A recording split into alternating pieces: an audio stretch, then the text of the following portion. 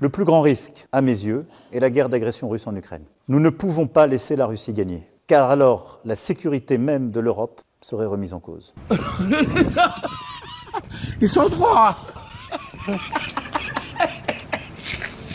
Pour le reste, j'ai proposé à Mme Rachida Dati de devenir ministre de la Culture, parce que son énergie, son talent, je crois, seront utiles à la culture. Du haut de son petit palais, il est dans une caste, dans un club qu'il privilégie par ses nominations.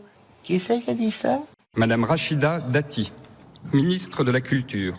Le reste, je sais qu'elle mettra son talent, son énergie et tout le reste au service de la culture, de ceux qui la servent et de ceux qui veulent aussi y avoir droit. Il va y avoir aussi la question de trouver à manger, chef. En marche, c'est quoi? C'est des traites de gauche, des traites de droite. Nicolas Sarkozy vous a qualifié de traître. Il y a deux grandes différences entre Nicolas Sarkozy et moi. Je suis un homme libre. Excusez-moi, enfin, de vous... C'est des gens qui ont trahi à gauche et des gens qui ont trahi à droite. C'est ça, ce parti. Madame Rachida Dati, ministre de la Culture. C'est nul! Je comprends qu'elle puisse surprendre, cette nomination. Moi, elle ne me surprend pas. C'est un truc de taré, genre vraiment c'est un truc de ouf. Donc, quand vous entendez parler d'amitié en politique, dites-vous dans 99% des cas, c'est faux. Rachida Dati, qui est une amie, avec laquelle nous avons partagé dans les gouvernements de Nicolas Sarkozy ensemble des responsabilités, une femme de courage, de valeur, de conviction, qui ne change pas. On a les mêmes convictions. Christian Estrosi et sa femme Laura Tenoudji dans le viseur de la justice pour conflit d'intérêts. Selon une enquête de Mediapart, la justice a reçu depuis septembre 2 signalements concernant de potentiels conflits d'intérêts visant Laura Tenoudji, l'épouse de Christian Estrosi, le maire de Nice depuis 2008. On a les mêmes convictions. Rachida Dati. Depuis 2021, Rachida Dati est mise en examen pour corruption et trafic d'influence passif dans le cadre d'un dossier visant une filiale de Renault. Elle est soupçonnée d'avoir touché 900 000 euros sur 3 ans, 2009, 2010, 2011, de la part de Renault pour exercer une forme de lobbying. Écoutez, ça fait rien, je vous garde quand même. Bonjour à toutes et tous. La réalité, c'est qu'Emmanuel Macron, c'est une coquille vide, où chacun arrive avec des propositions qui peuvent être tout aussi différentes les unes que les autres, mais on ne sait pas où on va. Et je pense que c'est dangereux pour le pays. Je pense que cette candidature, sans projet, sans proposition, sans vision, c'est dangereux parce que c'est ce qu'on a connu depuis très longtemps et ça se solde toujours par des déceptions. Monsieur Bruno Le Maire, ministre de l'Économie.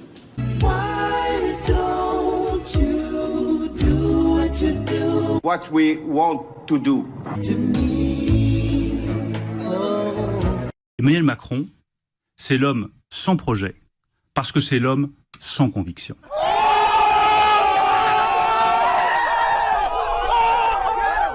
En France, même constat, les 4 milliardaires les plus riches, dont la famille Meyer-Bettencourt, ont vu leur fortune augmenter de 87% depuis 2020.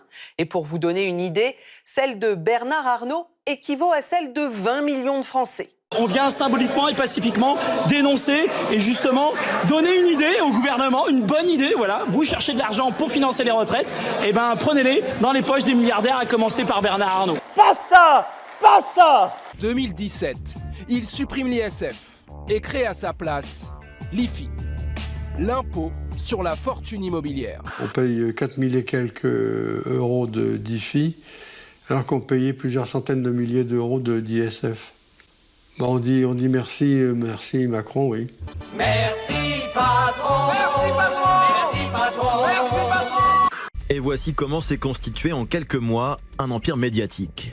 Vincent Bolloré ne contrôle plus seulement Canal+ et CNews, il est aussi le principal actionnaire du groupe Lagardère, propriétaire d'Europe 1, du JDD et de Paris Match, mais aussi du géant du livre Hachette, numéro 3 mondial de l'édition. À chaque fois, nous dénonçons une chose que les Français ont bien comprise. Vous êtes du côté de ceux qui ont le pognon et vous avez décidé de faire payer les pauvres parce qu'ils sont les plus nombreux.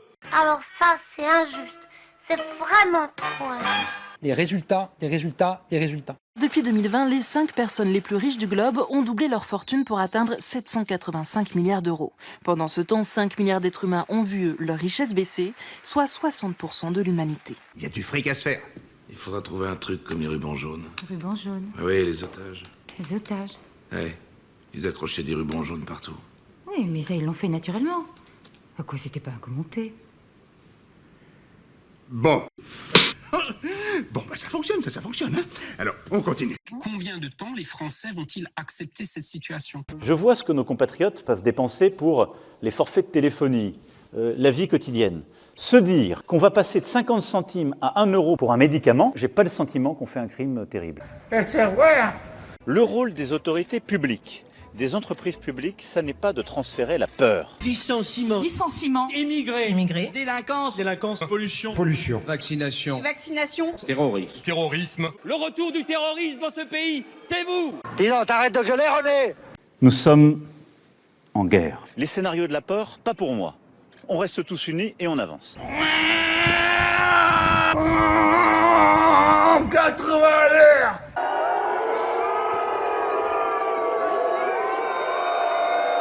De l'action, de l'action, de l'action, des résultats, des résultats, des résultats.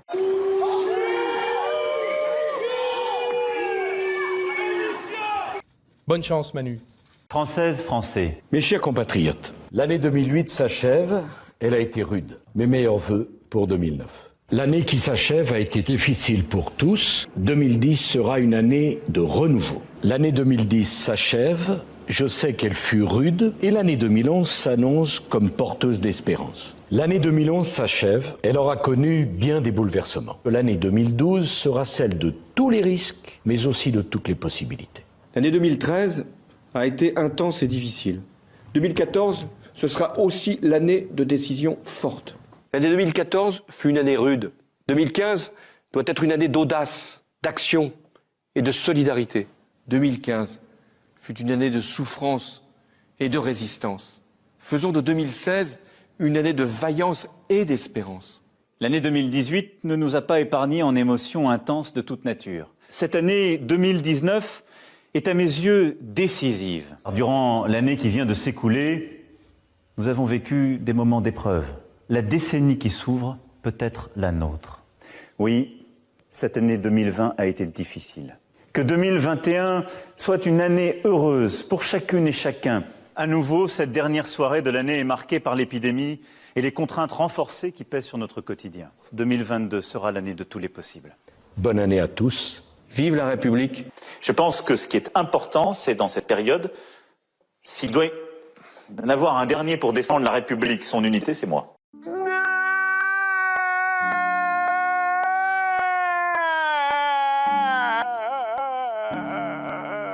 Alors face au virus qui circule, je vous le rappelle, il y a les gestes barrières, la fameuse chanson de nos amis, McFly et Carlito. Allô, y a personne au bout du fil. Faut réfléchir, McFly, faut réfléchir. Oui, d'accord. Nous sommes dans une situation de crise majeure. Non, ça va, regardez. Ah ben oui. Les Français vivent de plus en plus mal. Je n'ai jamais vu mon pays aussi fracturé qu'aujourd'hui. Depuis des années, le politique, y compris parfois Emmanuel Macron, Bonjour. a pris soin, pour des raisons souvent tactiques, de posture politique, de dresser les uns contre les autres. Là, il y avait les fêtes de l'Aïd. Il y avait beaucoup de gens qui achetaient de l'huile à frire pour le mouton. Donc ça, c'est fini. Les Français ont l'impression de le connaître, ils le voient dans leur poste de télévision ou ils l'entendent à la radio depuis maintenant 45 ans. Et en fait, ils ne savent pas, par exemple, qu'il n'est pas propriétaire des Centres Leclerc, qu'il n'est pas non plus actionnaire. Michel-Édouard Leclerc est un héritier sans royaume. L'enseigne appartient aux 544 patrons de magasins, tous indépendants. Lui n'en a jamais possédé. Il n'est même plus employé du groupe. Non. Si. Oh. On fait tout pour être le moins cher. Michel-Édouard Leclerc est un héritier sans royaume. Lui n'en a jamais possédé. Il n'est même plus employé du groupe. C'est lamentable. C'est lamentable. C'est lamentable. On vit une époque, je sais pas, c'est au plus menteur. Voici quelques mois, vous avez parlé des gens qui réussissent et des gens qui ne sont rien. Qui c'est qui a dit ça? Et une gare, c'est un lieu où on croise les gens qui réussissent et les gens qui ne sont rien. Vous n'avez pas dit des gens qui ne font rien ou des gens qui n'ont rien. Vous avez parlé des gens qui ne sont rien. Les gens qui réussissent et les gens qui ne sont rien. Quand vous n'avez plus rien à perdre, ce genre de phrase, ça ne sert pas à apaiser, bien au contraire.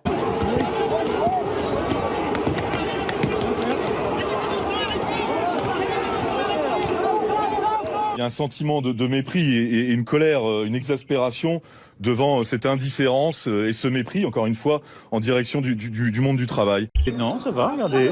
Eh ben oui. Tout ça nous renvoie à une lutte de classe. Ils écrasent les petites gens. Ils n'ont que ça. Ils ne voient pas, ils ne nous écoutent pas. Ils nous méprisent. Notre pays n'est plus le même. Il vient de se passer quelque chose. Certes, Macron n'en tient pas compte et sa clique n'en tiennent pas compte. Mais ça existe. Et nous ne sommes plus les mêmes. Je pense qu'il y a eu une grande politisation dans notre pays. Et ça, c'est de la braise. Moi, j'ai bon espoir. Ce sont des terroristes! Ils sont nuisibles à la société. Il faut les détruire. Le vrai problème, c'est pas la retraite. Le vrai problème, c'est pas le pouvoir d'achat. Le vrai problème, c'est pas l'inflation, des trucs comme ça. Ça, ce sont des prétextes dont on se sert, bien évidemment.